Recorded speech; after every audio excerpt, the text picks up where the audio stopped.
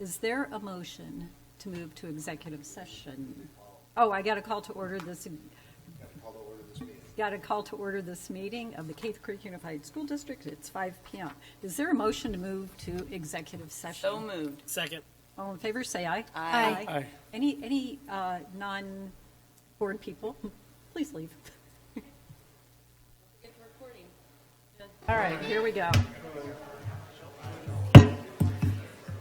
Good evening. I'd like to call to order this business meeting of the Cave Creek Unified School District. Today is Tuesday, March 17th, and it is 6 p.m. Would everyone please stand for the Pledge of Allegiance, which will be led by our student leader, Joseph McDonald. I pledge allegiance to the flag of the United States of America and to the republic for which it stands, one nation, under God, indivisible, with liberty and justice for all.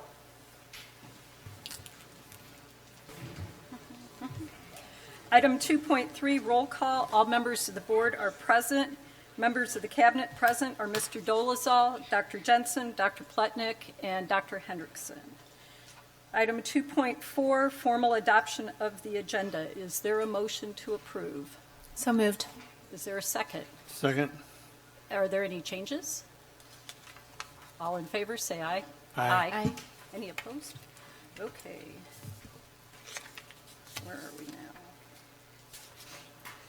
Item 2.5, President's Report.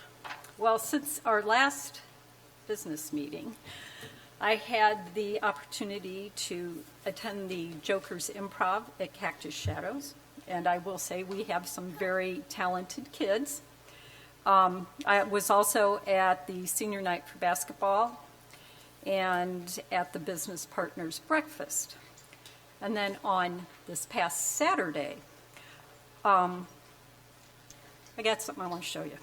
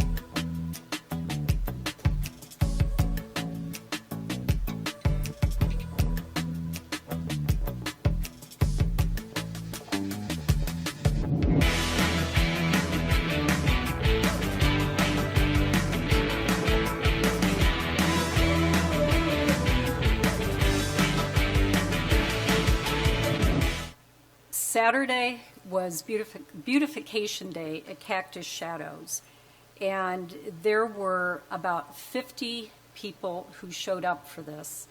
And I have the gratitude that I have for all of these people who came, because a lot of them have no connection to Cactus Shadows or to the district. Huge kudos and thank you to CCV, North Campus Church, Scottsdale, Karsten's Ace Hardware, Harold's Glazed Donuts, All-Inclusive Contracting, High-End Outdoor Services. They actually donated about 50 plants for Cactus Shadows. Lowe's on Carefree Highway and Cave Creek Road, and also our board member, Dan Moore. He donated some eats from what I understand. Anyway, all of these people came together and they did a phenomenal job, from washing windows to scraping gum off the sidewalk. And so I just hope the love for the campus continues, and thank you again to our sponsors. And that's all I have. So, item 2.6, any board comments? It's always the end. So I had a few things I got to do. One was I went to the Cactus Shadows PTO meeting. Again, it's always good to kind of understand what the needs and wants are of each school. So I try to make PTOs when I can. Got to see the Deer Valley boys basketball game. That was a dogfight all the way through. Our boys did well. Unfortunately, didn't clinch, but definitely showed up and showed Deer Valley what we're all about, which is great because, I have a thing with Deer Valley. Hadestown play was phenomenal. Hats off to everybody that participated in that. Students did phenomenal. Always great to attend those. Girls basketball, again, both teams, girls and boys, making it into the finals. It was fun to watch. Girls went really far this year. It was really impressive. Boys went to Final Four, which hasn't been done. My understanding is first time ever. Awesome. Again, learned. So what else do we do? Employee of the month breakfast, which is always fun to see all the great staff of CCUSD and spend time with those that are being recognized. Business partner meeting. Anybody in town have a small business or business? These are great events to come out and see what's going on in the district. We get to hear from different staff members, teachers, talk about all the different things that are going on. I think that was kind of even the kickoff for the sprucing up of Cactus Shadows, as well as STMS is looking for some robotics donations. So help out where you can, I say. On top of that, I've just been out in the community, meeting with parents, meeting with community members and staff, just trying to get a pulse on how we can continue to move the district forward. And again, I'm always available if anybody wants to talk. So that's all I got. I also was able to attend senior night for the boys basketball. So it was great to see them play and then continue on after that. Also enjoyed Hadestown production as well, and looking forward to Sonoran Trails Adams Family in just a couple weeks. And also I will be at the superintendent coffee or tea on Friday morning at Sonoran Trails. So if you'd like to sit down and chat, I will be there. Okay. Did the Hadestown. That was amazing. It was amazing to see what our kids can do there. Also did the Employee of the Month breakfast. Great to honor our hardworking staff. And then one of the best things, one of the perks of this position is doing Read Across America. I was able to do that at Black Mountain again. My ambassador Alice was awesome, and Mrs. Spigarelli challenged me to try Double Trouble in Walla Walla. It was a hoot. If you get a chance to read that to your kids, try it. They will love it. And my head's still spinning from it. That's all I had.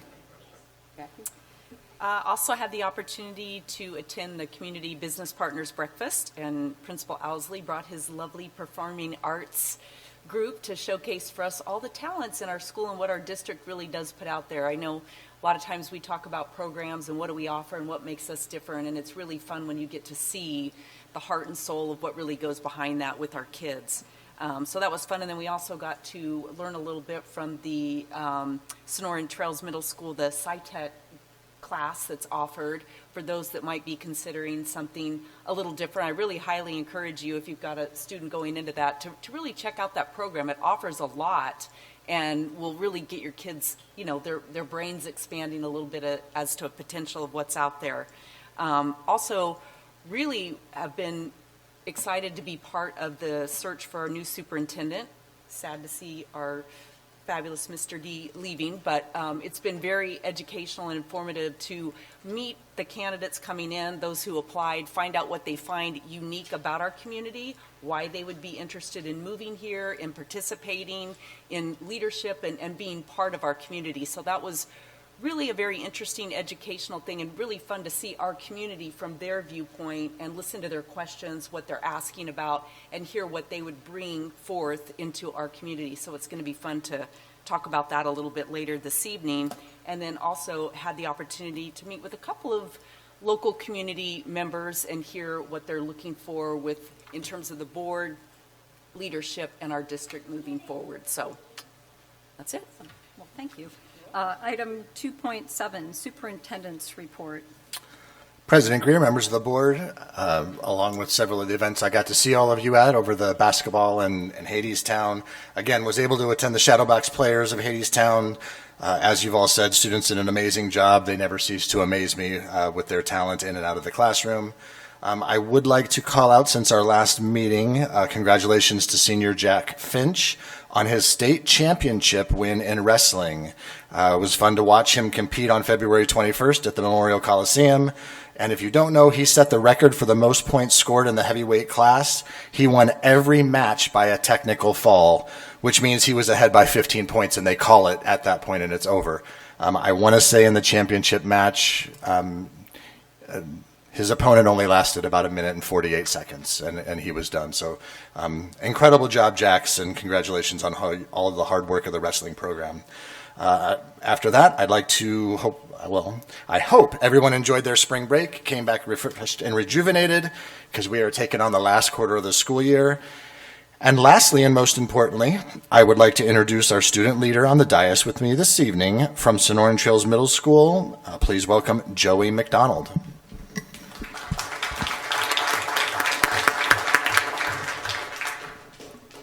Good evening. My name is Joey MacDonald, and I am in 8th grade at Sonoran Trails Middle School. Thank you for the honor of being here tonight as a student leader. A few things that stand out about my experience at STMS are the friendly and supportive teachers, that it is a fun place to learn with friends, and other activities like basketball where we can learn and grow outside of school. My friends and I look forward to finishing this year and moving on to Cactus Shadows. The school has a great way of saying goodbye to its graduating 8th graders. Thank you. And that concludes my superintendent's report. Awesome. All right, item 3.1, our Students of the Month. It is with great pride that we gather to celebrate our exceptional Students of the Month. Each month, we recognize students who embody our district's core values: perseverance, leadership, compassion, and excellence. Their achievements are the result of a strong support system, parents, teachers, and the community working together. To our honorees, congratulations. You are the best of Cave Creek Unified, and we look forward to your future contributions to the world.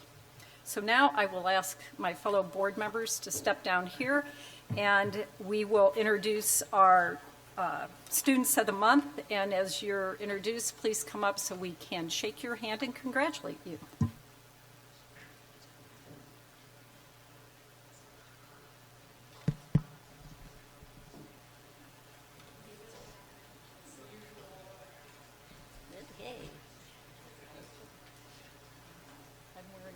I like this black, green, black. Good.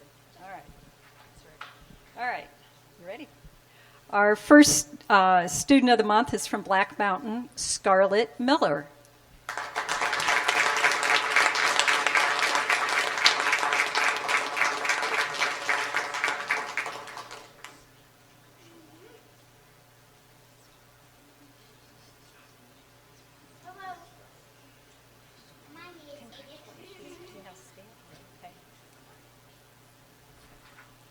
From Desert Willow, Lucy Rockwell.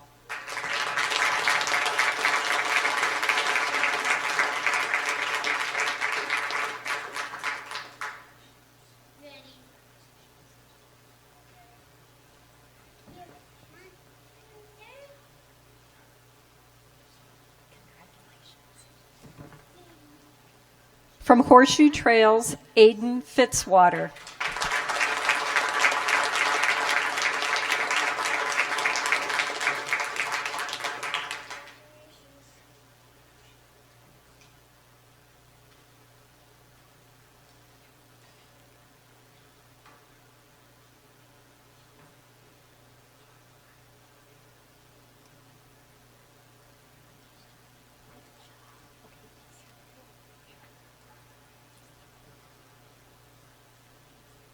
From Sonoran Trails, Cash Middleton.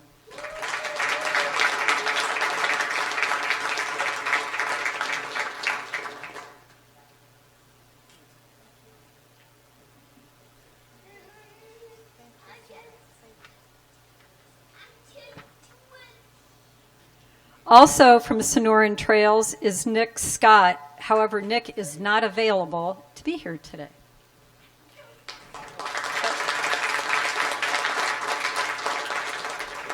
And from Cactus Shadows, Riles Terry.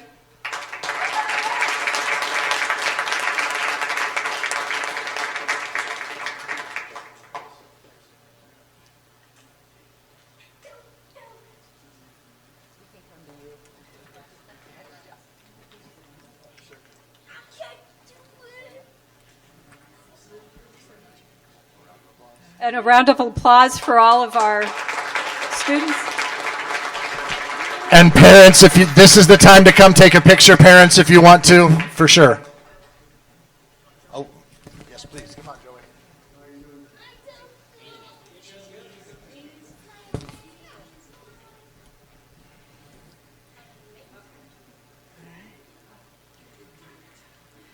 Everybody did a great job.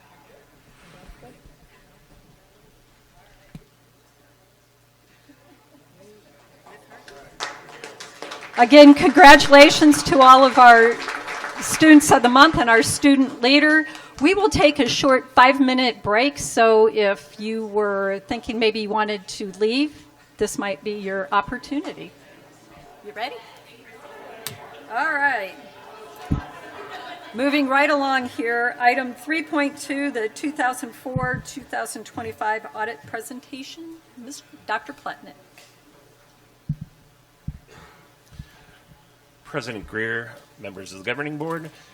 Tonight we will do our annual audit acceptance, and so Arizona statute requires every year that we have an independent audit done.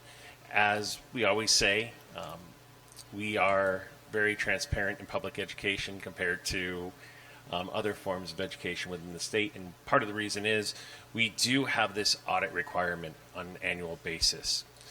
So with us tonight is Jill Shaw from Heinfeld and Meach. And Heinfeld and Meach is the firm that we do use for this independent audit. All right, thank you. President Greer, members of the board, thank you for having me here this evening. My name is Jill Shaw, and I'm with Heinfeld Meach. I'm the engagement partner that oversees the annual audit from a quality control perspective and all of those things. So I will just jump right into it. Before I get into the summary, I do just want to thank Dr. Plotnick, Susan, everyone in the business office, and honestly, we talk to all the departments, food service, transportation, anyone who provides us documents during the audit. We ask for a lot of information, and the district is always really well prepared, which just helps the audit go smoothly. So we appreciate that.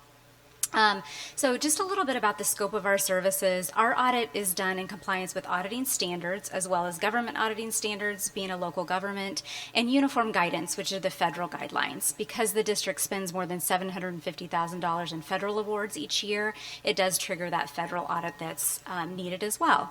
In addition to those pieces of the audit, we also, one of the reports that issued is the Uniform System of Financial Records Compliance Questionnaire, what we call the USFR questionnaire. And that also looks at compliance with state statute. So the audit looks at things, not only the numbers, but also things from a lot of different angles. So these are the different reports that are issued as a result of the audit. The annual comprehensive financial report is the thickest report. That includes those audited financial statements. And our independent auditor's report. The single audit report is needed because of that federal piece. We look specifically at federal expenditures, and then that USFR compliance questionnaire looks at the state compliance. And then when all of those are issued, we also issue a communication to governance letter, which was emailed back in December, that gives a high-level overview and includes a lot of the things that I'll be going over tonight. Just a quick overview of the audit timeline. It does start about May, so in a couple months we'll get started with the next year's audit, but this is the audit for the year ended June 30, 2025.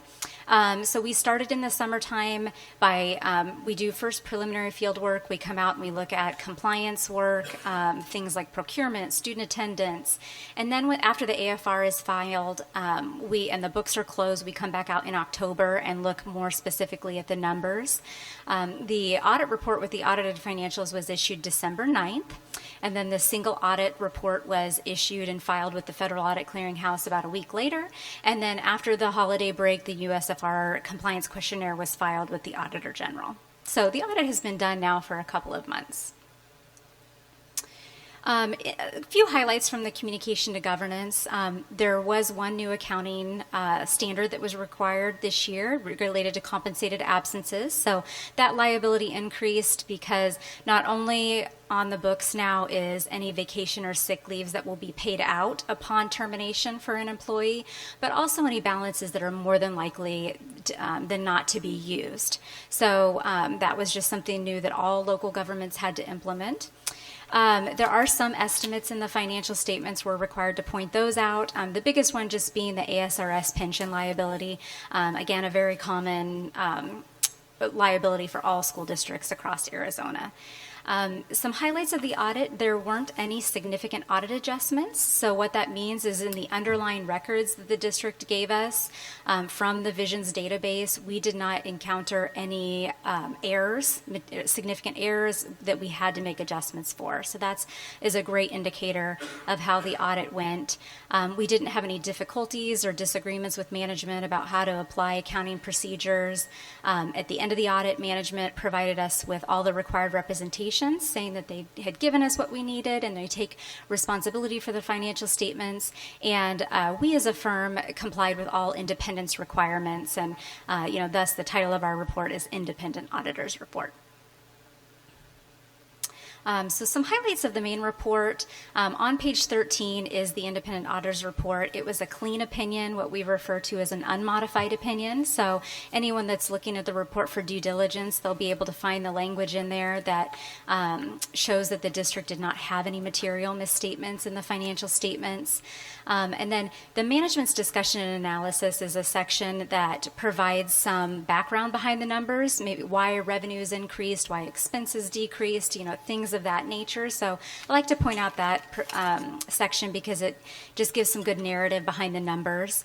The next section, the government-wide financial statements and the fund financial statements, are the audited financial statements. So the fund financial statements look a lot like the AFR. They're by the different funds like M&O, Title I, whereas the government-wide combines all of those funds together and shows in a singular form the financial position of the district, and it includes longer-term things like capital assets and long-term debt like bonds. The notes to the financial statements are next, which give a little bit more background to the numbers. And then lastly is the statistical section. That section is not audited, but I like to point it out because it does have some good trend data. It provides 10 years of trends, such as total revenues for the district, total average daily membership, and just provides some good historical data there. The next report, the single audit, that's the one that's for federal regulations. If it's twofold. The first part of the report is where we give an opinion or we report on internal control. So as part of the audit, we look not only at the numbers, but we also look at the policies and procedures behind the numbers, those checks and balances. And if we had noted any significant deficiencies or material weaknesses in internal controls, we would have been required to report those in this report. So that's great that there's nothing reported in the report. We are also required to rotate which federal programs we look at each year. This year we looked at the special education program, the IDEA program. And I also wanted to point out that the district, it shows in here that you qualify as a low-risk auditee. So that means that you've had clean audits the last 2 years with no material weaknesses, no question costs. So that's a great indicator of how well the audit went as well. In the Uniform System of Financial Records, that USFR compliance questionnaire, this is where we really get into the nitty-gritty. The state auditor's office wants us to look into some of the real specifics over areas like student attendance, procurement. If you break down all the individual questions in this questionnaire, there's over 400 questions that we're answering. So I have yet to see in my career a district that had no findings in this area, but I broke down the different areas where there were a few things noted. These are more minor in nature. For example, student attendance might be that a student left and came back during the day, and part of that absence for the day was a little bit off. So something of that nature. So with the state auditor, when they look at this questionnaire, they're looking to make sure that there aren't a lot of findings in any one area, and then just that there aren't a lot of findings in general. So overall, this is a really good report of how the district did this year. So overall, the audit, it met all of the submission deadlines. The district filed in time to receive ASBO and GFOA awards by December 31st, met those continuing bond disclosure deadlines that are due February 1st, and all the reports that you're looking at, the deadline isn't technically until the end of this month. So they've all been filed very timely, and I always tell boards if we don't have any audit adjustments to correct errors and the reports are filed on time, those are the two best indicators of how an audit went. And they've been filed with the Auditor General, ADE, Federal Clearinghouse, and then also those continuing bond disclosures. So with that, I'd be happy to answer any questions you have.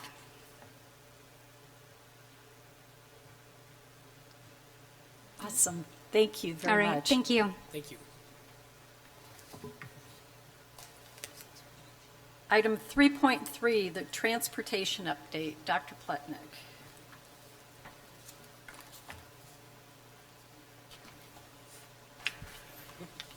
President Greer, members of the governing board, we are going to do a transportation update today. If you remember past meetings, we spoke about hiring a independent firm to go ahead and do an assessment of our transportation services. We began the engagement really at the end of October. The firm began their work in November, and we finished the work in February. And so what we're going to do tonight, and I'm going to call up Linda Suter, our Director of Transportation, for this presentation, but we're going to go over the findings from that transportation assessment. And again, what were some of the recommendations, what were some of the findings, and what we can look at potentially implementing moving forward from that assessment.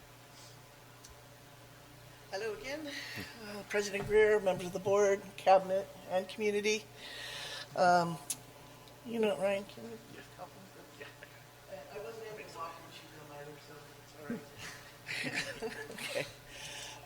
So overall, what they really identified is not going to be news to any of us. We've been talking about this for several months. We're a very unique district in that we have many geographic challenges because of the distance that we travel every day. We still, even though our census is, going down, we still have to cover the same amount of miles. We had some unique challenges with the closures of the elementary schools and redistribution of students. And where we saw that the most, honestly, just to give you some numbers, at the current time, my K through 5, I have a little bit less than 600 or 552 requests on my system. And for my secondary students, it's 1,232. And since we still have the same small number of drivers, there's kind of a choke point, not only on Pinnacle Vista and 56th Street, but also in trying to service the timelines. I think you're all aware we have a diminishing number of CDL drivers still, but we're working that, okay? And the last thing is we have some folks who have need to go quite a distance into the metropolitan area to receive the appropriate educational services. And that also takes people away from the central area, so some of those students, we spend up to 4 or 4.5 hours a day just transporting them, okay?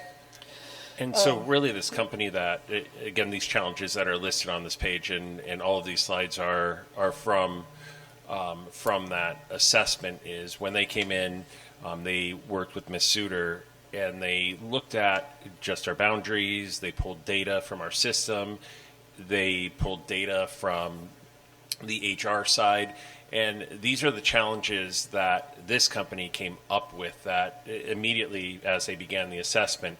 These are some of the key challenges they noted that we're facing from their viewpoint to start the assessment. They did have complete access not only to this year's transportation records, but also to previous year's databases, so that they're able to compare year over year, going all the way back to like 2023. So what we used to be able to provide moving up to today, what we're able to do based on staffing and numbers. The overall findings is that our efficiency is high. I think this is a polite way to say, but overly constrained. We're still not out of the woods. We still have some bumps in the road that we're trying to get over. We're still doing it with the 12 full-size buses and then two smaller 925 drivers. And really, I think when I first met you, we kind of did some numbers about how many miles and how many times my drivers have to go around to get. So there it is, 2.29 runs per route. So for every time I give a driver a route, they're going to go 2.29 times to get all your kiddos to school. Again, that imbalance between the secondary and elementary riders, we feel that every day. I'm pretty sure, my principals at the elementary schools feel it every day because the time it takes us to deliver high school and middle school students and turn around and run back. We have kids at the elementary school sometimes 5-10 minutes past the bell. We are, doing everything possible. Really, they couldn't find any visible gaps in what's called a resource scheduler. And again, that graphic I think is in the big packet for you. It shows like what we're doing with our staff and our equipment daily. I think one of the things, we're still observing the original walk zones that were set forth by this board. So 1/2 mile for elementary, 1 mile for middle school, and 1.5 miles for high school. And I know in people's minds that seems like a long way, but as you go farther on, they have some other suggestions. So it is true still that our service reduction has created some underserved areas. And it's, it is unfortunate, but it is what we had to do just to get the kids to school. Okay. I think we're aware that we've been consolidating or eliminating stops and trying to push things together, and people have what I call community stops, but we're trying to replace full-size buses with smaller capacity where we can to keep things moving. And that does make some folks, some parents, and some students choose not to partake in district-provided transportation services. I guess there's a whole thing about, smaller vehicles, but we're offering it, and they can choose not to take it. Okay, Ryan? And a couple notes on this slide to really reinforce is they're using the overlap, and what we're talking about is fully scheduled and there's no visible gaps. We are running 2 or 3 tiered systems with our drivers, meaning they come in and they run 1, 2, or 3 routes. So with running that many routes, there is no gap between any driver where we have one driver that, they have a hole in their schedule where we can utilize them. That isn't the case. So they're fully being utilized with the drivers that we do have. The walk and stop distance, again, went from 0.5 miles average. It went to 0.5 from 0.3 last year, but also in their analysis, they found that our average ride time actually decreased by 1 minute. And that was partially, again, due to the stops that were put in place this year. I think, again, the secondary tier, it is my system constraint. Try to think about it creatively every day about how we might do it differently. It creates long ride times. It does. It's longer than I wish kids were on the bus. It's longer than we want them on the bus. I'm still working on that problem. The operating windows are really tight too, so especially with construction and other constraints, things that we have no control over, it can create what I call a cascading effect. So if you get stuck when they were closed at Dixoletta and Scottsdale and you can't get through and you burn up 10 minutes there, that's going to cascade. So it's going to be 10 minutes on your first tier. It's going to be 20 minutes in your second tier. By the time you're getting to the elementary school, we're looking at a full 30 minutes. It builds because my drivers are not allowed to speed or cheat or make up time, right? They are what they are. We are where we are. We're going to just keep going safely and proceed the way we need to, all right? Again, the bell schedule, I think it offers appropriate timing, but it creates some unbalance in this system from student perspectives, right? Sometimes if we're thinking about students first, I think this is like a place where we need to kind of throw that in there because, again, often they have after-school activities or they have other things they need to get to. And I think when I'm listening, to parents who are calling me or emailing me, and this is their pain point, but we have soccer, but we have, whatever. So I think, again, that was one of the things that the outside company observed right away, looking at the schedule. And I can confirm from talking to many, many parents in the district that it's a real thing. I don't, again, I don't know that I have, the rocket science answer for that yet, but we'll keep working on it. All right, special needs routes. We do serve all our students, but they are long. Again, I have, it's not just in my general ed where people are running double, triple tiers. I have special needs drivers who are doing the same thing. So they're doing a high school, followed by a middle school, followed by an elementary school, or some of them maybe doing something for our high school kids and immediately turning around to do kids in an away school. So they also are running, just when they come in, they know they're going to drive. I think I'm happy to say that no students in this group are unserved because that keeps us out of trouble. But again, if we're thinking long term, I think we have to start to think about different ways to, different kinds of vehicles and different kinds of people to help relieve some of that pressure. Because again, that's a population. If we're really thinking about students first, we have to think about how to decrease those ride times and make it a more pleasant day. Okay. Overall, data management improvement, and I really think we should spend some time on this another day. Tracking software would improve routing and tracking exponentially. So right now, for me to really truly understand how many seats are filled on a bus every day, I have to meet with my driver over and over again and say, are these kids riding? Are these kids riding? Are these kids riding?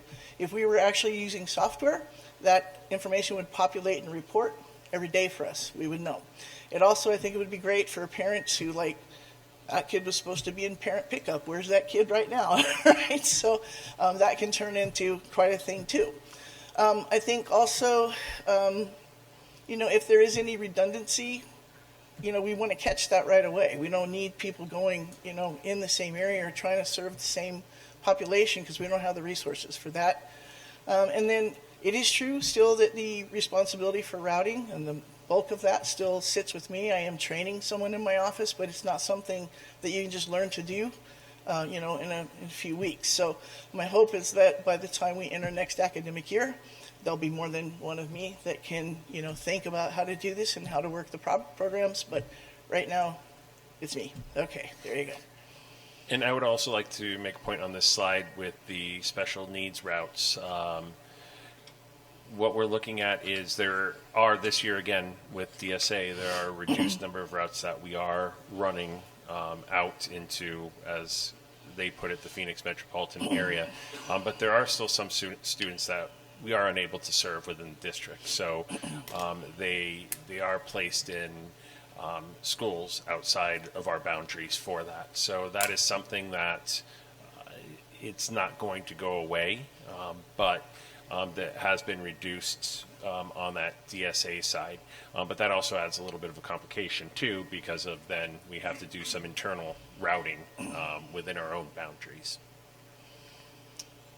All right, so their key recommendations are restore lost service in underserved areas, and I would agree with these 100%. So if you live north of Fleming Springs Road, you're probably not very happy with me right now. If you live out towards Desert Mountain or even in some of the Rio Verde areas, it's all we can do right now. So we've had to really compress and consolidate if we're going to get any kids to school on time.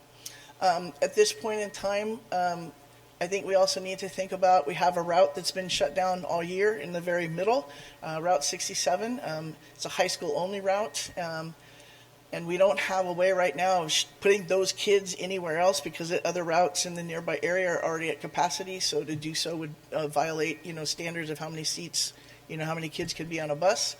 We need to add back, in my mind, at least one non-CDL maybe for the Northeast rural area going all the way out to Desert Mountain, because sending a large bus out there all the time takes up a lot of time. And we could think about adjusting the non-eligibility zone. So we could actually take our boundaries up, expanding our walk zones to 2 miles or more. He's broken it down for us again in the report. It would start to move some of those riders off of those already over full high school only routes and allow us to maybe get the kids served right there. And where Route 67 runs, just so you guys know, it's Desert Willow area. All right, so it comes around the back and it comes down Desert Willow and goes all the way down to Dynamite and then spins around. So we've been offering kind of one-off community stuff so there's people, but we really haven't had real service for them this entire academic year. And again, I would also like to stress this is, again, this outside company, this is their assessment, and this is the recommendations from their assessment. This is not something that we immediately would need to take action on. This is just a recommendation that they put into place to consider. So before anybody views the PowerPoint and says, oh, they're going to do this, this is not the case. And again, I can probably say that, but it can still be misinterpreted, so I'll say it one more time. Yep. It's not the case that we are going to institute any of these Right. recommendations. But again, this is an outside firm looking at our transportation routes and what they would recommend based upon, again, multiple school districts nationwide that they work with. All right. We also could consider an alternative bell schedule that separates Cactus Shadows and Sonoran Trails groups. If it were easier to take Sonoran Trails kids and Horseshoe Trail kids, just from a logistical standpoint, that might free up some time in a unique way that we hadn't thought about. Maybe we separate Cactus Shadows with Black Mountain kids. Again, the idea is, and I'm sure if any of you have been driving lately in the city of Scottsdale, you feel the pain. So from them just looking, in, they're saying, well, maybe the way you've always split it up doesn't make the most amount of sense. Maybe you need to think about these other kinds of options. Again, doesn't mean we're going to do it. It's just something that they put out on the table, okay? And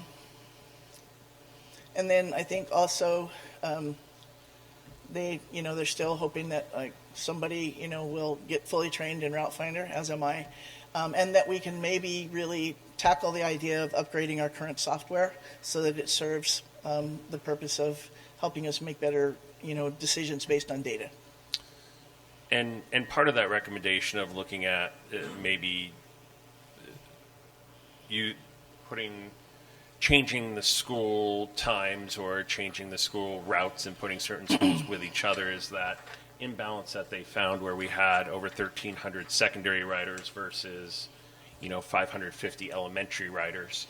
And as you can see on this slide, they would say if you would be creative, thinking outside the box, looking at it a different way, it would balance those numbers out a little bit better because we are going to run into that, and it's actually going to increase and potentially get worse in respect to, as you look at our kindergarten numbers, our first grade numbers being low, yet our larger classes are now beginning to move through that secondary, especially with sixth grade at Sonoran Trails. That imbalance is going to, again, get a little bit larger before it begins to even out. So yeah, actually based on, and we're going to take a look at it, based on the numbers, they're saying for another 6 to 7 years, we're going to feel this choke point the way it is right now with our secondary students. So this is a 3-year look at the students requesting transportation, grade by grade. And you see we're losing kids, but still the numbers at the bottom aren't that different, even though the numbers in elementary school are decreasing. Their expectations, 18% reduction at the elementary. Unfortunately, we moved the 6th grade, so we didn't get the 18% reduction right at the middle school because we pushed them together. And I'm just going to read really quick. This is their finding. It's not me. CCUSD's transportation system is operating at maximum efficiency, constrained by driver shortages, geography, complexity, a secondary tier with high demand and tight timing windows. So again, it's 20 minutes. 20 minutes for me to load at Cactus Shadows, get into Sonoran Trails.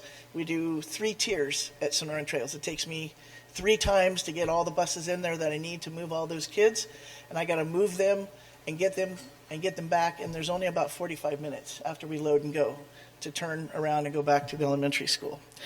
I think, the numbers are there, and again, I'm happy to meet with any of you at another time and really do a deep dive into this.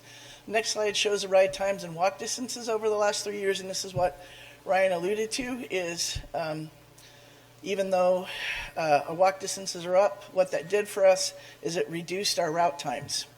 So we're actually a little bit less on the road than we were before, and a lot of that is just because we're staying, on the major roads, and then we can load and go and keep on moving.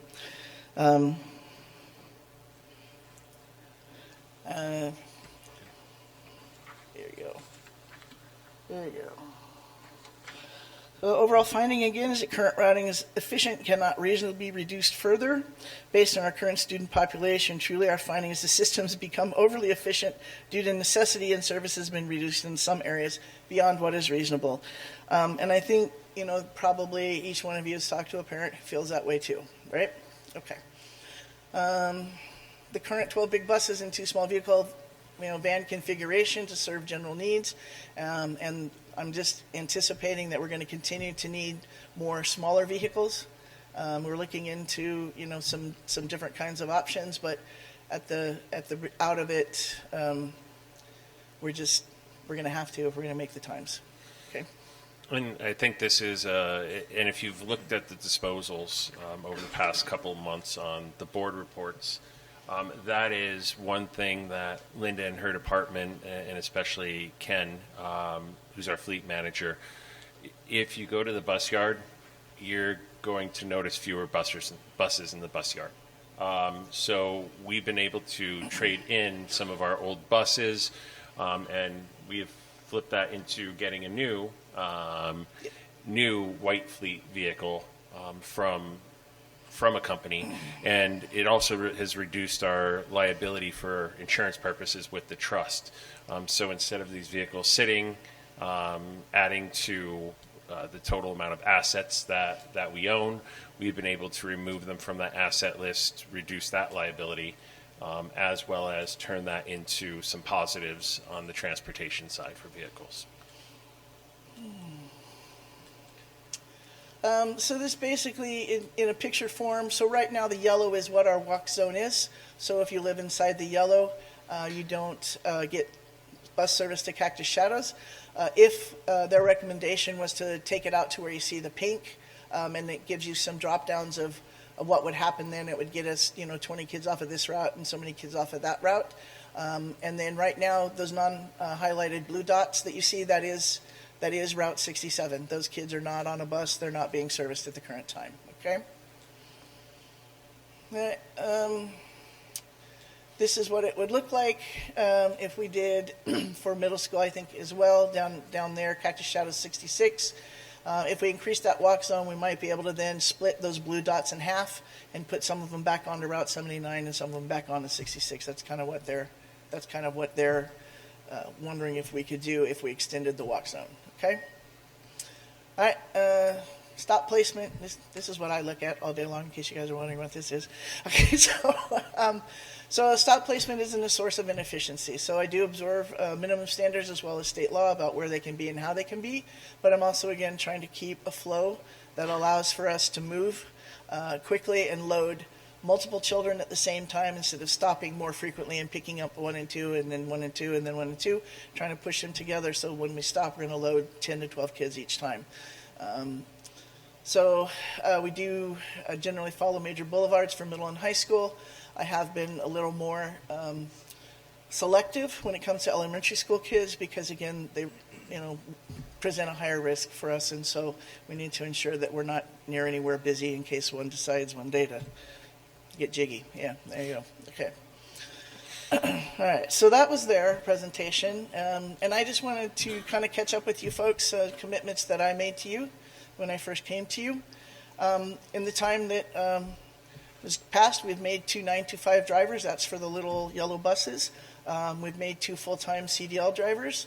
We have 1 part-time CDL driver who will be certified in about a week, who'll be able to help us with athletic trips and other things in the afternoon. And we have a new bus aide coming, hopefully next week. Again, all those ESS routes mean that, we need extra hands. So basically, we've stayed static. We've had people leave us, but we've been able to backfill a few of those positions. So we're kind of still, we're just treading water, okay? And Ryan's right.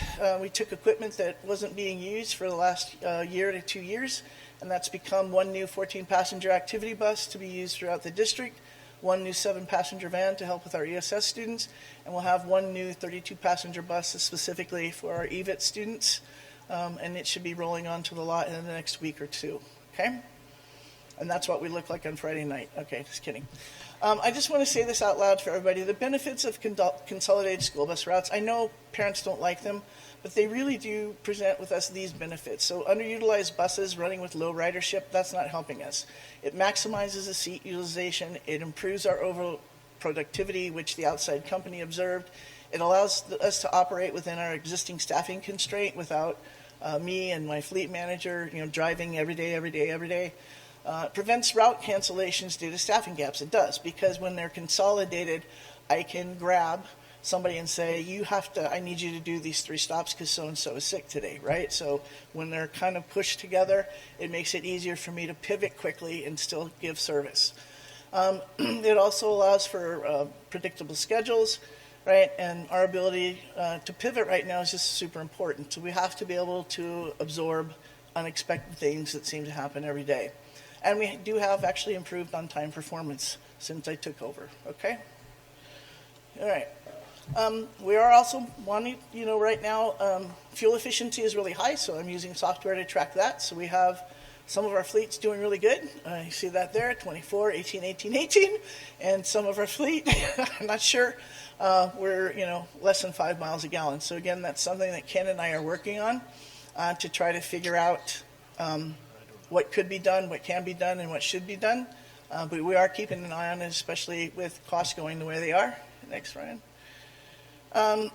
Our overall for every district vehicle is right there. So if I take every yellow fleet, every white fleet, every activity bus, and my maintenance vehicles, we're averaging about 10 miles a gallon. This is for a 1-month period, by the way. I'm sorry, February 1 to March 1, okay? So we used almost 7,000 gallons of fuel, all right? We traveled 61,000 miles with that. But again, I think all those things are super important for us to really have our finger on the pulse every day. What are we doing? What are we doing with the resources that are given to us? Next. And I would just like to say that, again, when it comes to that M&O budget, when we look at our transportation costs and just how wide and expansive our district can be, especially getting out to some of those areas in Rio Verde, you can see how much fuel we're using, and current fuel prices, you can see how that's going to impact our budget. Ms. Suter has done a phenomenal job in utilizing the software we have to get a better idea of just how much fuel we're burning through, which historically in this district we have not done. So we're getting a handle on idling times, we're getting a handle on this, and this is vehicles across, that this is maintenance vehicles, this is our white fleet, this is our buses as well. And so again, average distance each vehicle drove in that month, 1,212 miles, okay? Some of my vehicles are going over 3,000 miles a month, so 34, 31, 3,000, 29. So again, it's a lot. We're covering a lot, all right? Again, number of hours, so 47.8, that's like in a week. So that means, people are working more than they ought to be, right? So we still, anybody wants to learn how to drive, come see me, okay. Yeah, we need more help still. That's what that slide shows. And then this is basically, the blue is last year, the black is this year. So when we turned in our 100-day report, we are actually driving more miles than we did the year before, which means that we will be funded at the same rate as we were previously. But we're also doing it safer than ever because I'm also keeping track of everybody's safety score. So the software keeps track of things that, are good and things that are bad. And so overall, I have some people 100, a lot of people in the 90s. The department as a whole, our average safety score is 96. So I'll take that, okay? Yeah. And that is the end of that presentation. That is the end of that presentation. Do you have any questions? I have one quick question for the software tracking for students. Would that be something that integrates with something we have, or you'd have some like a public transportation where they'd scan their ID to know where they are? Is that what you're? Yeah. So what it would be something that integrates fully not only with the software that I use every day, but also with our existing parent app. Okay. So that card would be RFID. Mm-hmm. It would also allow every administrator to log in and see where kids are. So right now the system is, Patty loses a kid out on Lone Mountain, and then Patty calls me and says, Linda, is so-and-so in such and such bus? And I'm like, hold on, Patty. Then I have to radio the bus, and you know what I mean? So if we had the tracking software Patty could just log into her system and it would say, so-and-so scanned onto the bus at this time and is still on the bus. It would also allow us to transport only those kids that should be on that route. So again, when you're in first and second grade, big yellow buses look a lot alike, right? So sometimes you just follow your friend, right? And you get on a bus and then you're like, hey, where are we going? It would allow us to actually build routes in real time. So again, for those pivoting points. So if we're having a really, I don't know, something happens and I have to send a bus to a school that's not their normal route, those readers would allow us, as the kids scanned on, the program would automatically build the route that we needed to take those kids home. It would integrate with, I believe, the systems we already have in the schools as well. Hopefully Ezra and I can talk about that this week. And I do. It would be, I think, a better, safer, smarter solution all the way around. Are you looking at doing this? We have explored. Ms. Suter and I have sat down and we have explored that software in order to integrate. We've had the TransFinder and the Samsara software for years. It's just hasn't been fully utilized. So tracking the fuel has always been there. It's just Ms. Suter has been able to actually use the software to that full capacity, and exploring an extension to this software, just what Ms. Suter was describing, is an easy add-on for us. Yes, there is a cost to it, but again, that's where we make choices, and that's where we make decisions of what do we need, what can we maybe move away from in order to afford this within the budget. I have questions around all that. First of all, Ms. Suter, thank you so much for stepping forward and for all of your diligent work on this, because it's got to be I mean, you must love puzzles. I mean, it's got to be so taxing every single day to get all this done, and I really, really appreciate it. Thank you. So how do you take this from here? You've got this presentation, you've got an independent group that's come in and made all these recommendations. What do you do from here? Because I have a lot of questions, but I keep thinking maybe now's not even the right time to ask them until you go through and say, these are the areas that we've identified as priority. We're going to start with this and this and this and this. That's a phenomenal question, Member Ulmer. It's the company we used. They are more than willing to actually, the person who was in charge of the assessment lives in Montana. It is in Montana. Montana. Yeah, so he would be more than willing to zoom in, answer some of the questions. I think that would be a great work study item to sit down. You'll get the full report. Be ready for 50-plus pages to look through and charts and maps. But you'll get the full report, and we'll be able to look at what some of the recommendations are, why those recommendations were made. And again, this highlighted it, but that would be a perfect item for a work study. Are there any legality issues for the students that we're incapable of transporting right now? There's not, because to be honest, so students who have specialized requests for transportation, those are legalities, and those are all being served. Even though most people don't think it, to be honest, bus riding is a privilege, not required. We do want to provide it to our families and our students because we know it's easier for everyone. I mean, I remember driving my kids to, being in the parent pickup, and then I'm like, that's it, guys, we're moving because I'm done with this, right? So move to where the bus stop is, but we're not legally bound to do that. We just really want to do that because, again, the mission of my department is safe and reliable transportation, right? So I'm just trying to move to that mission. And I would love to do work study with you guys on this because I think it is a big puzzle, and I think it will take more than one set of eyes to really find the most suitable answer and what we can take on. Yes, it's a little but mighty department. If you've been out there and participated, it's quite interesting to see how much you guys do with what little you have. So hats off. I know it's challenging. I know parents are trying to figure it out as well, and there's a lot of frustration, but I understand the steps to get there. And I think software, anything we can do to enhance it and make it faster and efficient and less taxing on the team, I think it's definitely worthy of a conversation. I appreciate the time that went into putting this together. It's been very eye-opening, and there is so much more to your department than I think most people ever really realize. And you are a master puzzle builder. Well, I have a really great team, and I want to say that out loud because so not only are they doing these things, but I have 6 field trips going out tomorrow in between the things that they're already doing. My team loves to serve your kids, so just want to say it's not just me. It is apparent that you've got a very cohesive and supportive team because you wouldn't be able to get through the day with the constraints that you have if you didn't. So, please extend our sincere appreciation to all of your staff because they do a great job. Thank you. So- Thank you for your time this evening. Thank you. Any more questions? Good, There thank you. Thank you.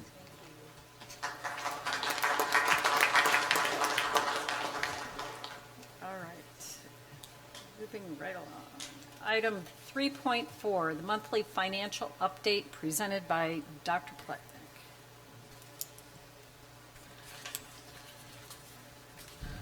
President Greer, members of the governing board, our monthly financial update is going to consist of enrollment again this month. So looking at our enrollments, and again, this is just like we have now done for the past, I believe, 3 months. So we're going to continue breaking down enrollment each board meeting this way. But our elementary enrollment, as you can see from the last board report to now, has dropped by 2 students in total, so just very minimal movement. Secondary, we've seen a drop of 6 students in that time frame. You can see one was our DSA program, and the others from Cactus Shadows.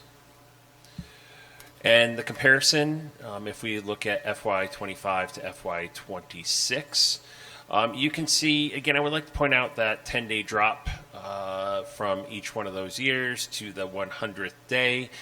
We lost 41 students as opposed to 50-some last year, so that it's fairly consistent between those 2 years.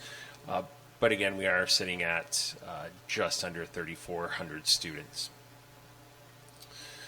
Our withdrawals, again, I broke this down by grade level for you. But I also broke it down by where they are going. You can see other Arizona public schools were the highest in our elementary side. Middle school, again, very few withdrawals. And then our high school was online, out of state, or private led the way. But again, very few with eight students lost in that past month. And then our new enrollments, again, 16 new enrollments, again, in district and other led the elementary way. And then middle school, again, very few, 4 on that side, but from other Arizona public schools. And then our high school, you can see that as well. And so per site, this is the breakdown of our enrollment. And at that point, do you have any questions on the enrollment report this month? On the previous slide, what's unknown? Because usually, don't you know where the student's coming from? Go ahead. Sometimes we do not. Good question, President Greer. Sometimes it'll say micro school, homeschool, one of those other types of options, and so sometimes we don't know. Okay. Fair enough. Any questions? Yeah, on the AZ public schools, the 5 lost, do we know what schools they went to? I can break that down and give you what schools they went to. Again, we don't want to put exactly what schools they went to because that can potentially personally identify those students, but member Moore, I can certainly get you that information. Whenever we see that AZ public schools, you can take a fair guess. So if all of a sudden it says they're somewhere like Flagstaff, well, they've moved. They're not commuting to Flagstaff most likely every day. If you're looking at Peoria, maybe Tolleson, somewhere on the west side, you can assume they move. I think Remember more if you're looking at it, the Scottsdale, the PVs, the Deer Valleys would be the ones that maybe they stayed here but decided to move elsewhere. But we do have that listing. Or maybe better, maybe not getting that granular, but if I look at 4, because it's elementary, is there a transition period where they're trying to get into another high school? Like, just looking at the numbers, again, we talk about enrollment declining. Generally, that's K matching up with 12, but when we're losing stuff during the middle of the year, my question just becomes, what are parents deciding to do? What's the choice in this movement? So online's obviously pretty self-explanatory, but when I see AZ public schools and elementary, is that jump band where they're trying to find that middle school or high school move? Over the past couple of months, as I've received the reports from Dr. Jensen's office, what I can tell you is we have the AZ public schools, and I don't want to put a percentage to it, but what I have noticed is it is quite a bit out of district. So it's not our neighboring districts that these students are moving to. It is really out of the area, which my assumption is at that point we could potentially track to see if they moved. Again, if we're doing those phone calls, but it hasn't been. Again, I haven't seen a lot of. Let's just say, in the middle school, we've seen them go to Explorer specifically, maybe to track to go to Pinnacle. The movement, especially at the elementary schools, I've seen it at least a couple of districts away. But public schools includes charters. No, I actually, No? I break out charter schools. Okay. And on the private, obviously, we've got some enrollments on the private. Do we understand what the attraction was, or is it location, or is it offerings? Like, to me, all of this data, even kind of referring back to transportation, data is the key to unlocking our success. And I would have to refer to Dr. Jensen on the exit surveys. That her Yes, department does. Member Moore, I'm happy to put a link to the exit surveys in the No, that's board not update exit. or whatever you want, where they do tell us then why they're leaving and what it was. No, not the question. That's I'm all. actually giving you props. So enrollment says we got 3 people from private. So I'm curious of what the attraction is when they're coming from private. New enrollments. Well, we're better. Yeah, so, I mean, it's a positive, That's right? not- We're winning. But I'm curious how we're winning. Is it offering, right? Is it academic? Is it sport? What is it? What are those things? Because, again, that starts to signal that we have opportunity, and are we leveraging and doubling down on it? If we know the answer, or are we just accepting? I guess that's kind of why enrollment always fascinates me when these discussions. I can get that information for you, and I'll put it in the board update on Friday. Okay. No, anytime. That's all I got. Okay. Jackie, any questions? Awesome. Thank you. Good job. Item 4, action consent. Is there a motion to approve action consent? So moved. Second. All in favor, say aye. Aye. Any opposed? Okay. Item 5.1, call to the public. According to ARS 38-431.01, a governing board may make an open call to the public during a public meeting, subject to reasonable time, place, and manner restrictions to allow individuals to address the governing board on any issue within the jurisdiction of the governing board. At the conclusion of an open call to the public, individual members of the governing board may respond to criticism made by those who have addressed the governing board, may ask staff to review a matter, or may ask that a matter be put on a future agenda. Members of the governing board shall not discuss or take legal action on matters raised during an open call to the public unless the matters are properly noticed for discussion and legal action. We ask the audience members to practice proper public meeting decorum, refraining from the use of speech or language that is offensive or inappropriate. Those that refuse to follow these rules may be asked to leave. Our first individual is Steve Hahn, and Steve will have 1 minute.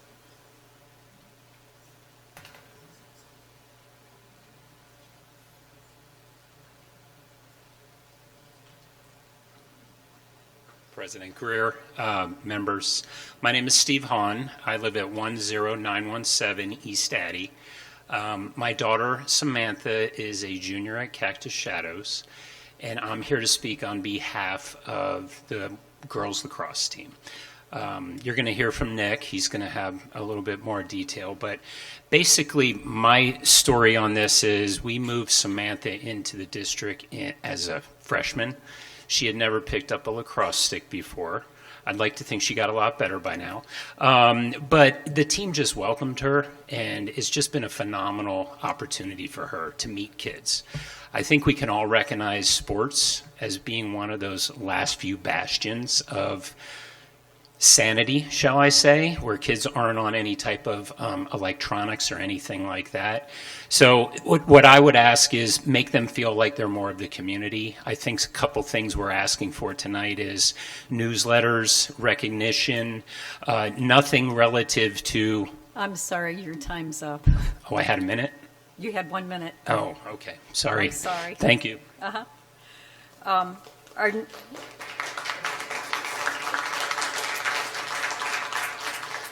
Our next speaker is Nick Wolfenden, and Nick will have 8 minutes.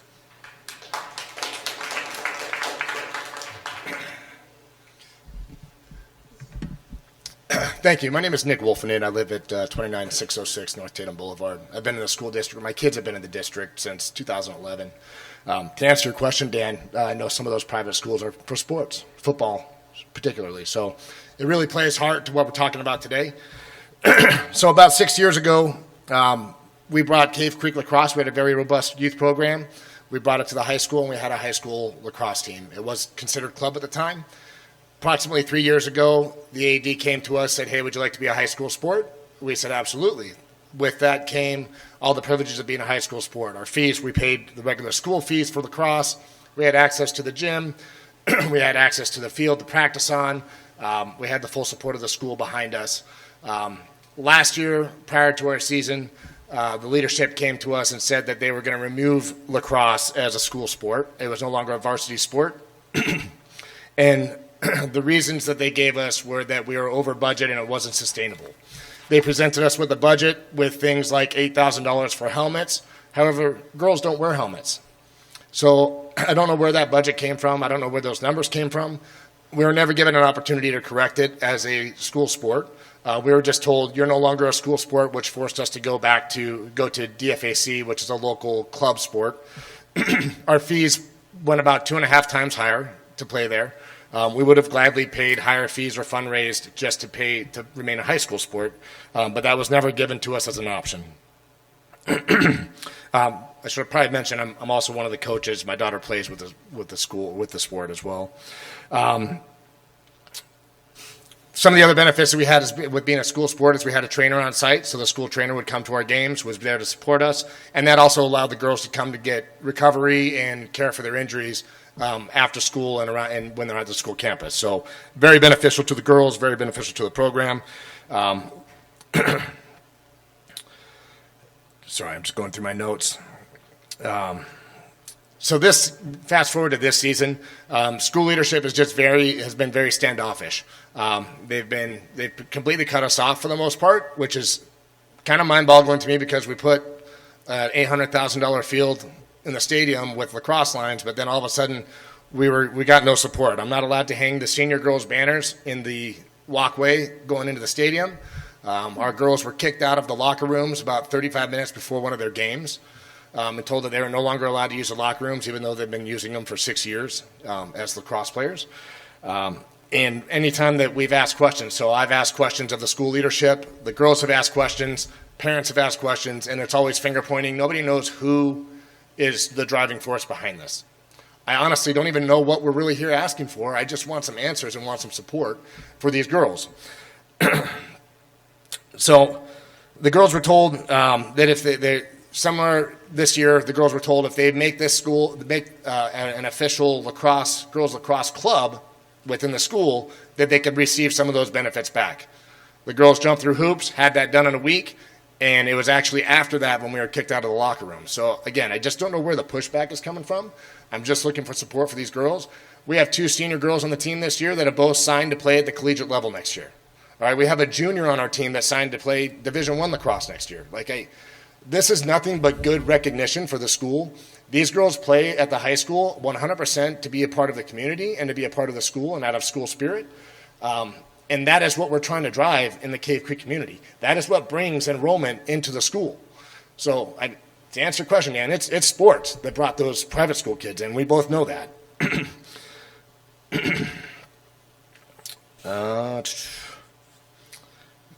We're not asking for anything expensive or that costs the school a lot of money. We're asking to be able to use the locker rooms. We're already paying full non-school sport fees to rent the stadium and to be able to use the locker rooms. Myself as a coach, the two coaches in the back, we're all certified fingerprinted volunteers as coaches within the school district.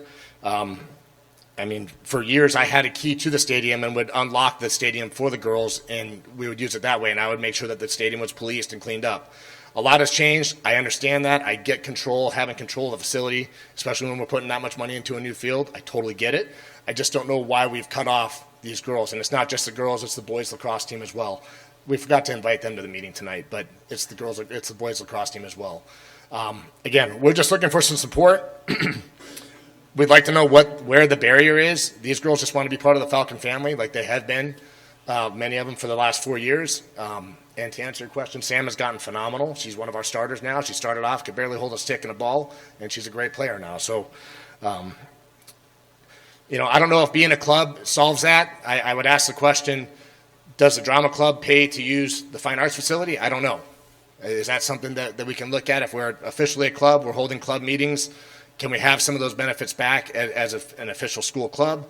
I don't know who to talk to. We don't know who to ask because everybody points a finger. I have text messages from leadership that's like, if it's about lacrosse, you have to go to ECS or you have to go to the school, the district office. I just don't know who to ask or where to get help from. So I have my girls here, even stinky, sweaty, and smelly. They're still beautiful. They just want to be part of the community. You can see them in their lacrosse gear. We want to be Cactus Shadows Lacrosse. That's all we want. So I yield my time.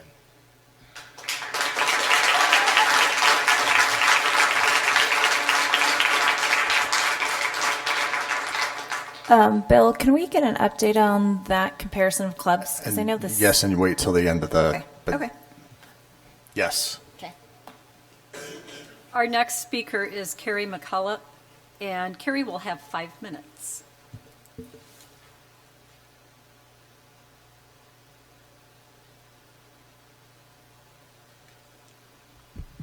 Hello, members of the board, members of the cabinet. My hope today is that all of you in front of me will take a listening stance instead of a telling stance as some of these situations arise. A current example of a situation is the life skills classroom at Sonoran Trails Middle School. Since September, there has been a strong odor causing headaches for students and staff. The teacher has submitted multiple FMS requests and emails reporting the sulfur-like odor. The issue has received little attention. On February 18th, several parents raised the concern directly to district administration. The Maricopa County Health Department has since confirmed, both in conversations and in writing to Mr. Boggs, that the odor is significant and should be addressed immediately. As recently as Monday, the smell still remains severe, and nothing has changed. I also have noticed inconsistencies between statements made publicly and the outcomes that follow. For example, during the December 3rd, 2024 board meeting, it was stated that closing DSA and LMES would save approximately $2.6 million and avoid program cuts. I have yet to see evidence of $2.6 million, and discussions about program reductions continue. Similarly, at the board meeting on January 28th, 2025, a new principal position was posted described as a leadership role that was not necessarily going to be on a vacant campus or a level D site. Yet that position is now a principal assigned to DSA, which is being described as level D programming.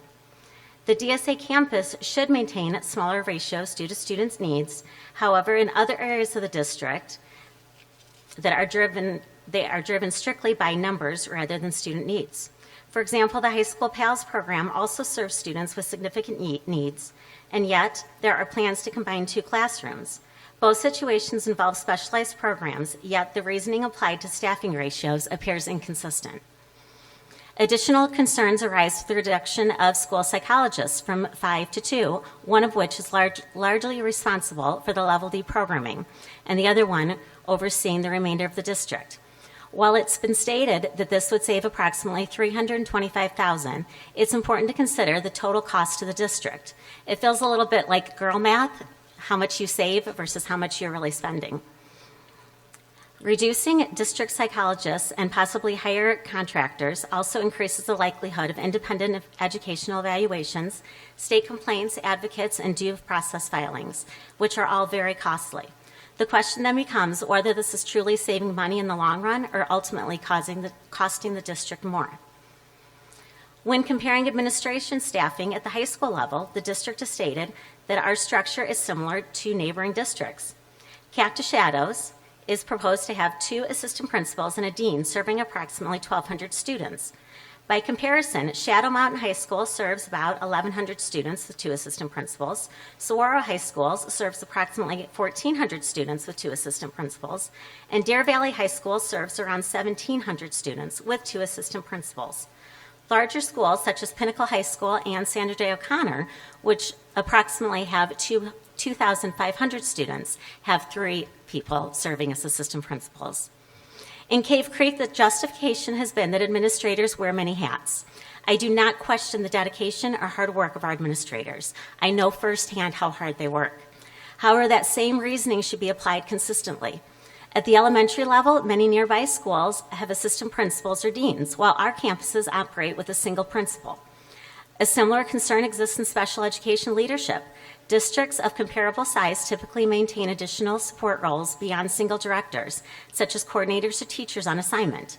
If multiple leadership roles are justified in one area, they should be considered across all the areas. My concern is that decisions are not always guided by consistent evidence or long-term planning, particularly when they conflict with the narrative being presented. Many proposed reductions appear to target areas already operating with limited capacity and that directly impact students, while others receive little scrutiny. Storytelling without clear evidence does not build trust, and without trust, progress is limited.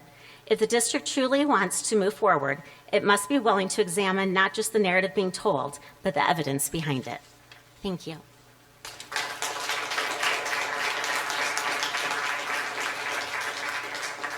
Our next speaker is Karen McMahon, and Karen will have 3 minutes.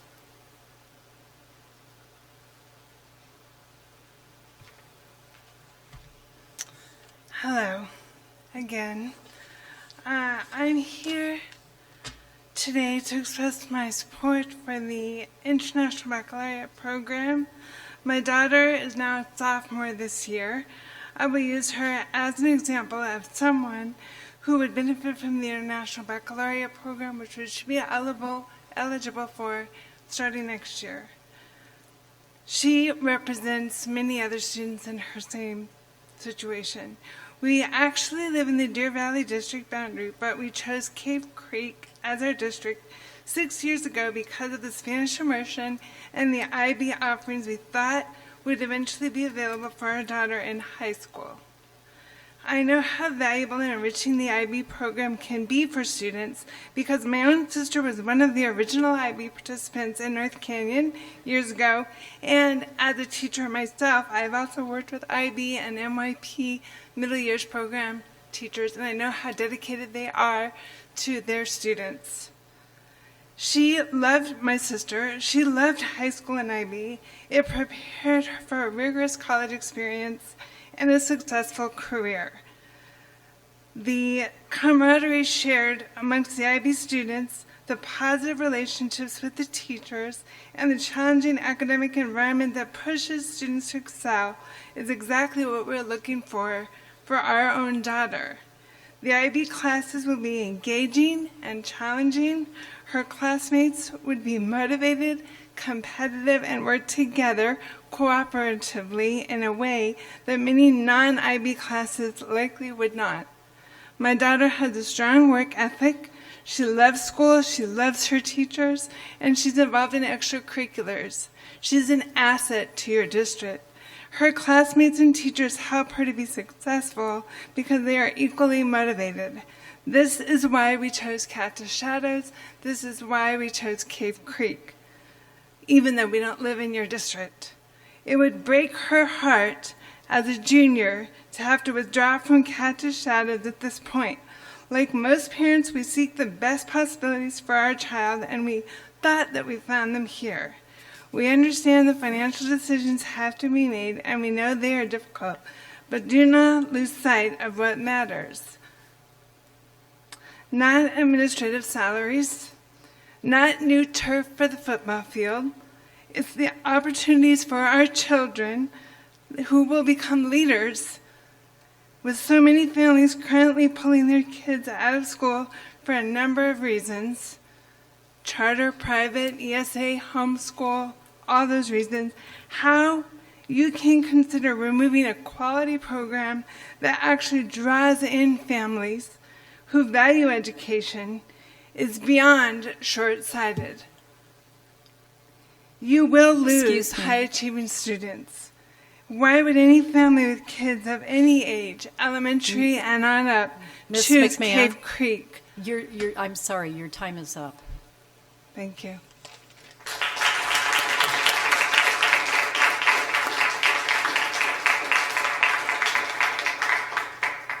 Our next speaker is Susheta Shah, and she will have 2 minutes.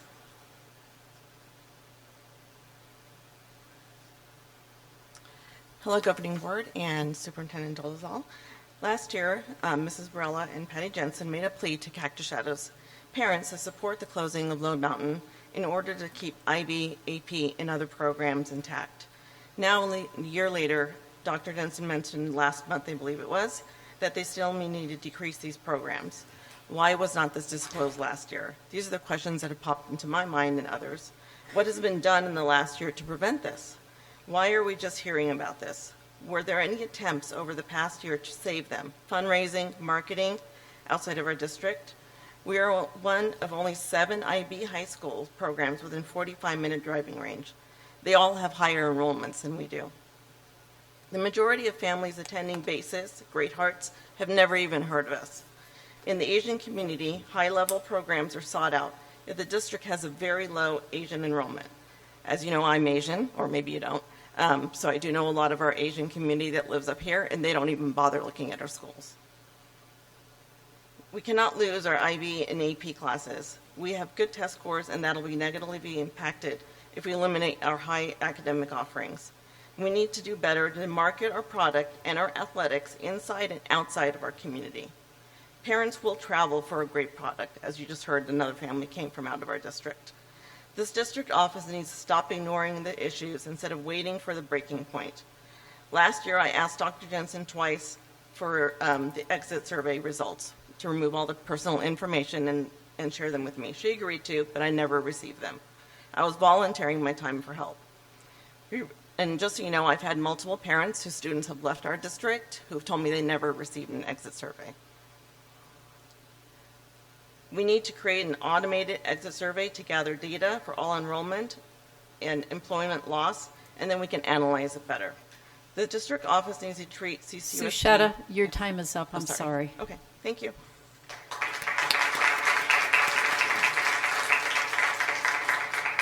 Our final speaker will be Emerson Horseholder, and Emerson will have 3 minutes.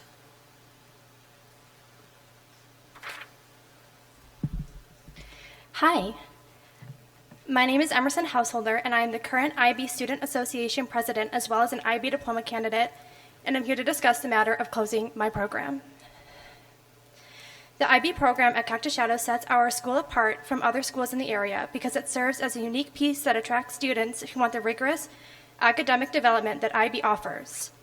In such, the top students and alumni of our school have all been IB graduates. In previous years, we've had students get accepted to the University of Michigan, Rice University, UCLA, and other top institutions in our country. The IB students at Cactus Shadows achieve strong success because universities, both nationally and internationally, recognize IB's rigorous and holistic education. But I believe that you guys already know this about our program. The IB program offers more than acceptances to top institutions or success after high school. It provides a unique environment that develops students both academically and personally, strengthening intellectual, emotional, ethical, and creative skills in ways that other courses often don't. As a result, we graduate as more thoughtful, resilient, and conscious individuals who apply these skills beyond the classroom. Through our required writing, we learn to think critically and analyze sources and evidence, as well as develop our argumentative skills and refine how we discuss and write about these academic topics. I can see the benefits of this not only in my other classes, but also in my university supplementals and in how I approach discussions more broadly.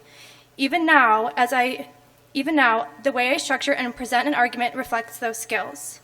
Our classes are unique because they give students the freedom to experiment and engage more deeply with the courses through our own interests, particularly in our internal assessments. In history, we select the event we want to analyze. In English, the text we explore, and in global politics, the issue we investigate. This level of academic independence is rare on our campus, especially within such a rigorous setting. It is also a reason many of us remain in these courses, as the skills we develop are directly connected to our own academic interests and passions. Furthermore, IB students are significant members of our community. Every 2 years, the IB Student Association takes on the responsibility to host the school board candidate forum.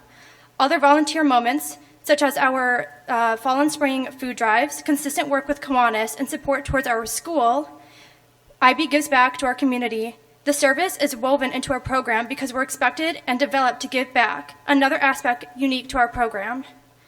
IB isn't easy, but I believe it is important that students have at least the opportunity to experience the benefits of the program. Last year, you heard from prospective students, even today as well, who felt that they needed this program, and I have personally spoken with the current freshmen and sophomores who hope to take IB courses. While I understand the financial concerns, cutting the program as a solution may carry unintended costs because there is a distinct group of students who choose Cactus Shadows specifically for IB, and without it, many would likely consider transferring elsewhere. Emerson, I'm sorry, your time is up. You're good. I hope you consider what I said.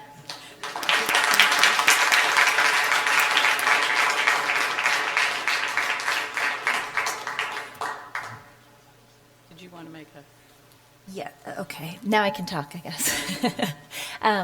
If we can get in our board update information about the club teams versus whether they're club, AIA, because I think this is affecting more than just lacrosse. Same for mountain bike. There's a few teams I think that fall in the same category. Well, yeah, I'm sure there's more to come. I was dogpile on that one and just say it'd be interesting to get the data that was provided to the students, student athletes, and the parents, as well as were there any what options were presented to them. And again, I think what data are you looking for? Huh?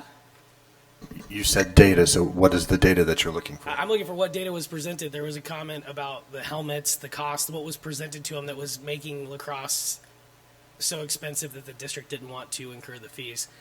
And then with that, what options were presented?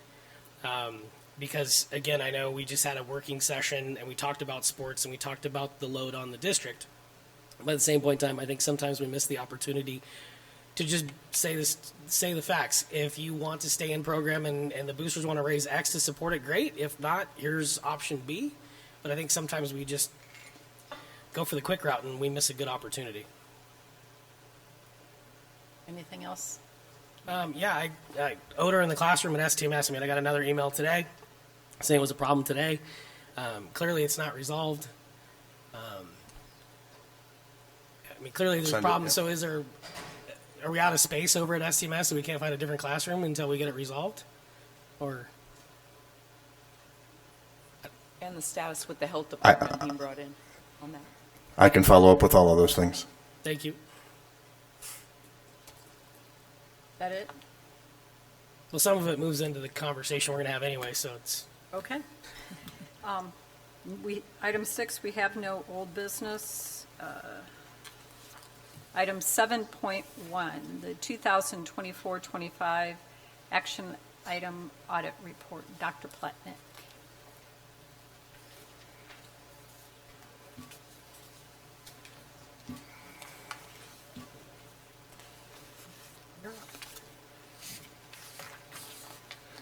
President Greer, administration recommends that the governing board publicly accept the single audit annual comprehensive financial report and compliance questionnaire for 2024-2025 by roll call vote as presented.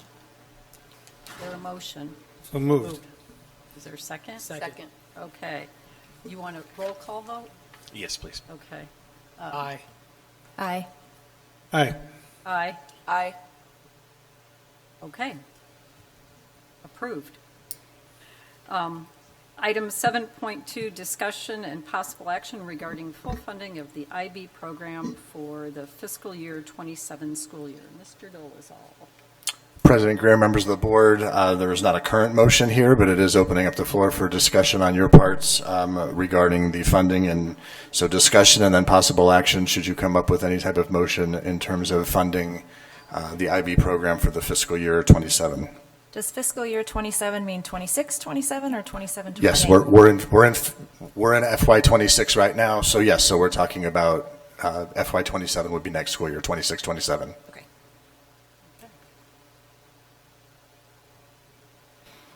So if we approve funding it, it's still program. So I just want to be clear, you could choose whether you want to execute on that or not, regardless of whether we approve funding. No, if you're giving us direction to fund the program, then we're funding the program. Okay. Does that include letting sophomores enroll for Correct. the program, incoming juniors? Correct. And at that level, ensuring that we're going to continue, once we start a program with kids, we want to see them through. So rather than sunsetting, it would be adding the next level of students in there and moving forward. So, and if we have no action item, the program just continues. At this point in time, it is our recommendation to sunset the program, which we would allow the students that are in the program to finish as part of the programmatic cuts.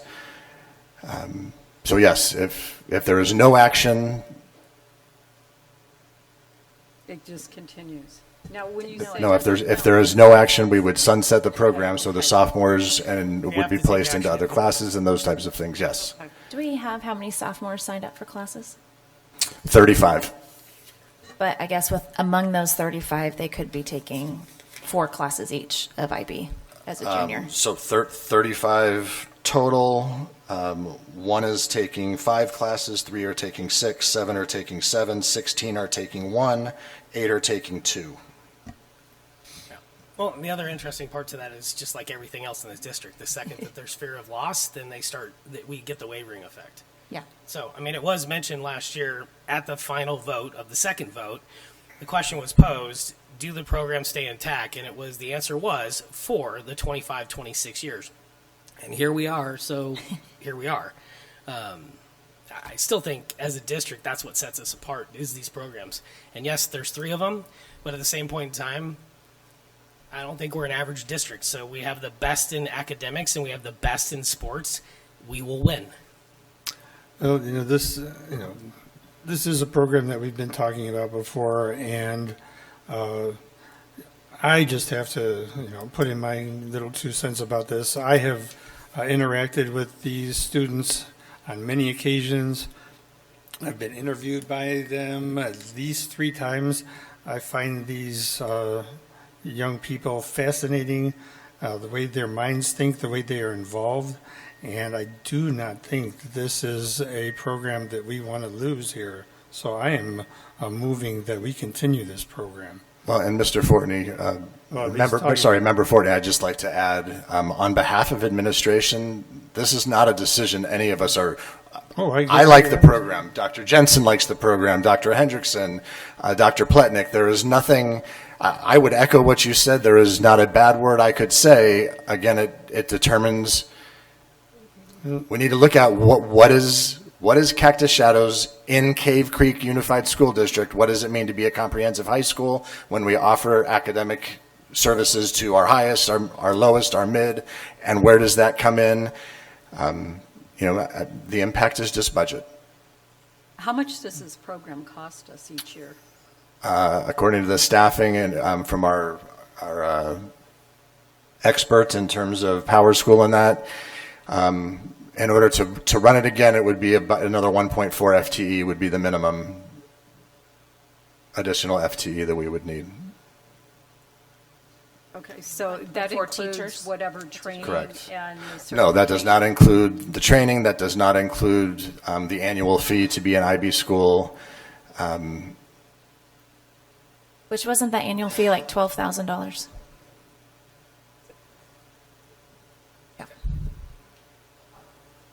$12,000 was that annual fee. Yes. Okay.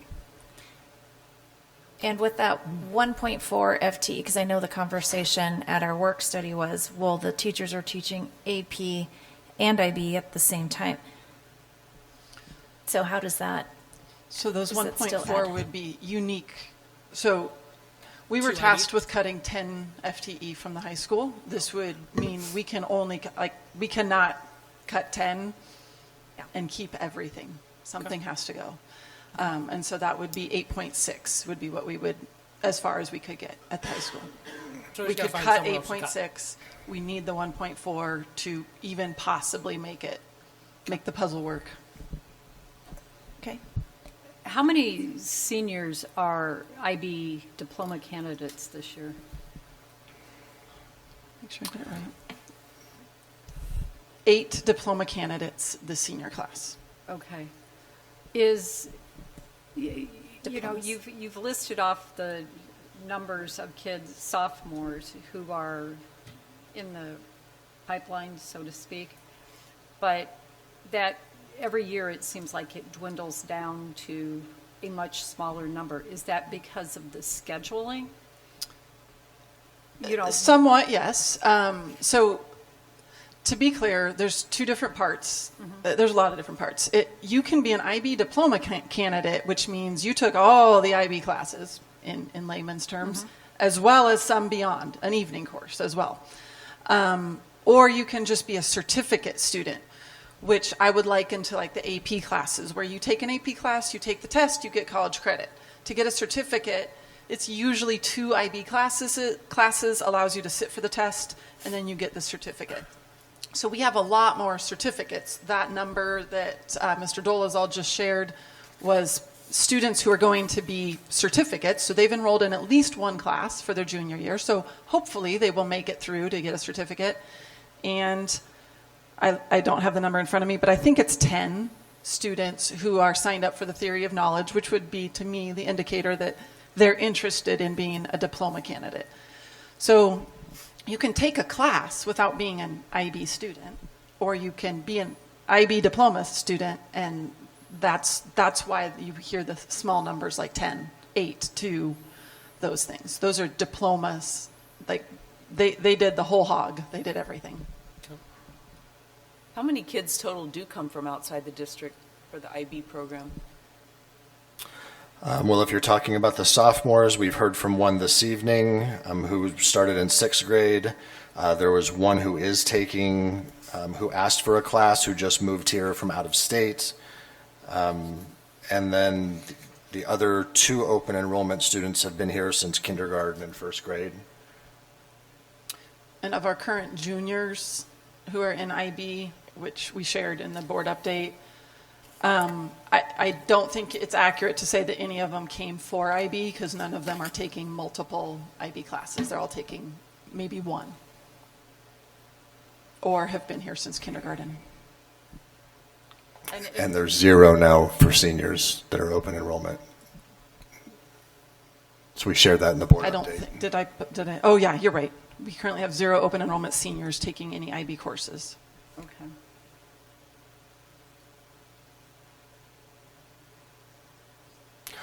I'm sorry, Member Forney, I think I interrupted. I think you made a motion, so if, please go back, because I know I interrupted you. Well, I'm just saying that, you know, we keep talking about comprehensive education experience here. We keep talking about things that we have to cut. And we keep talking about things that are something that make us unique and something that people are looking for. And yes, it's sports, it's this, it's that, it's the other thing, and this is one of those things. And I think that, at least from my perspective, this is something that we need to retain, and we need to continue finding ways to supplement it. Yes, this means that something will have to go someplace else. I understand that, but sometimes you have to make these decisions, and this is something that I think sets us apart. And so that's my thoughts, and I think we should continue with it. So could we make a motion? Yeah, Our motion is to continue funding this program beyond for the 27, not sunsetting it. Second. So moved. Okay. Any other discussion? No? I just have one question. Is it possible to? There's a motion on the floor. I know. Then there was a second. Right. Okay, but I have a question Okay. before we vote. Is it possible to schedule the IB classes earlier in the day? To maybe get more seniors to get the full certificate. Yes, and so we just have to be creative with some other things. I mean, it's all a puzzle, and so it's give and take. But ultimately, the seniors need 6 classes. So The IB candidates don't typically, the IB diploma candidates are not our seniors who are leaving after 4 periods every day. They are staying the entire day. But could they, if they didn't have their electives? Couldn't they?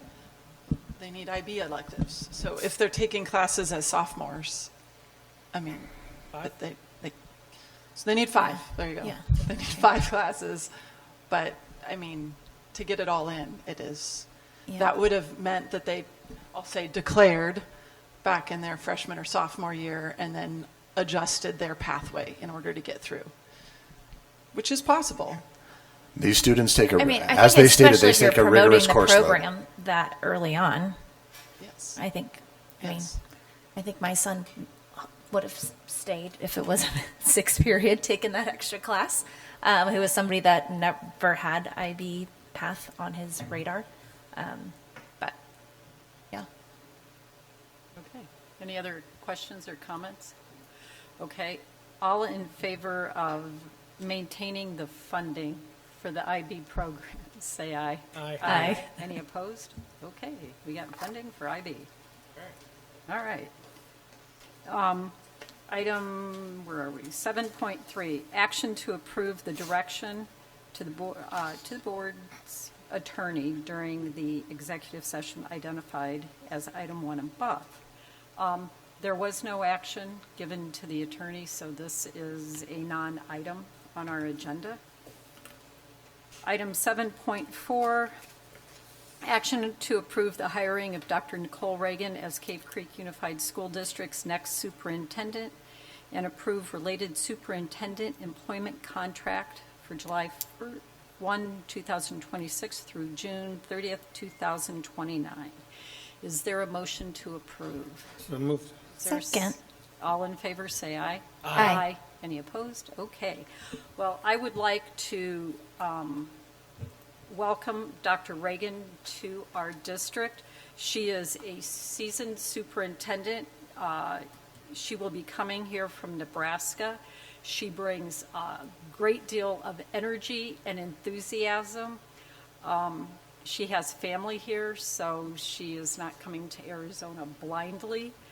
She has done a heck of a lot of research about our district, so I believe we were very confident in that she knew what she was stepping into here. So we look forward to welcoming her when she gets here. So there you go. All right. Item 8, upcoming calendar events. President Greer, members of the board, March 15th through the 18th is really our assessment window, so it is upon us. That's COGAT testing, that's AASA, AZSI, ACT, MSAA, the Aspire testing, all of the things are happening across the district coming here soon. April 2nd and 3rd is April break. School and offices are closed those 2 days. Okay. Item 9, adjournment. Is there a motion to adjourn? So moved. Second. All in favor, say aye. Aye. All right, we are adjourned and it is 7:51.